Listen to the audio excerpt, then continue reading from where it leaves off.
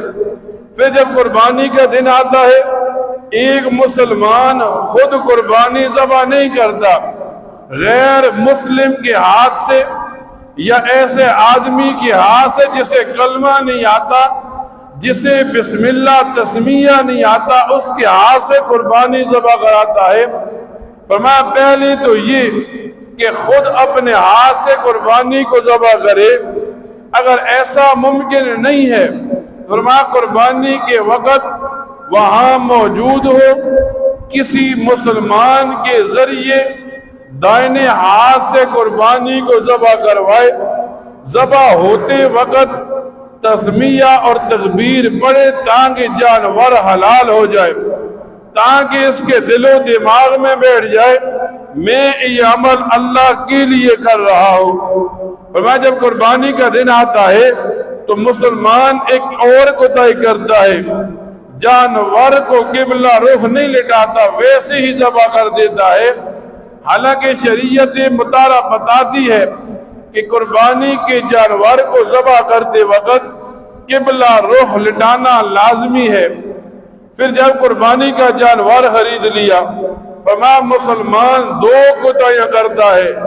اب قربانی کا جانور گھر میں آ گیا تو ایک کوتاہی یہ کرتا ہے، جانور پر ظلم کرتا ہے۔ ظلم کیا ہے؟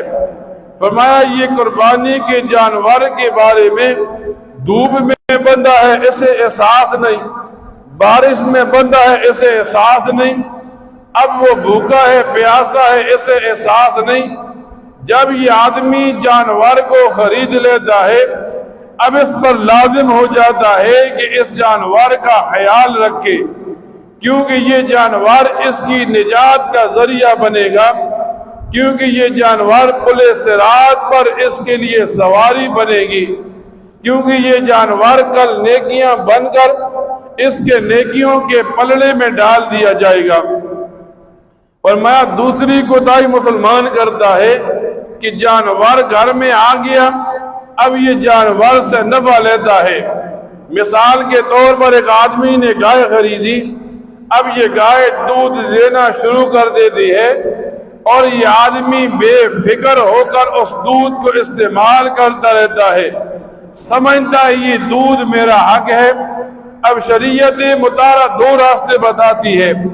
اگر یہ آدمی قربانی کے جانور کے دودھ کو استعمال کرتا ہے تو اس دودھ کے بدلے میں اس کے پیسے کسی غریب کو دینا لازم ہے۔ اس وجہ سے یہ جانور اور جانور سے متعلق ساری چیزیں یہ اب اللہ کے لیے ہو گئیں، اب اس سے نفع اٹھانا ضروری نہیں۔ فرمایا جب یہ آدمی جانور کا دودھ نکالتا ہے قربانی کے، اگر خود استعمال نہیں کرتا تو کسی غریب کے حوالے کرنا اس کے لیے لازم ہے۔ فرمایا اسی طرح جب قربانی کا دن آتا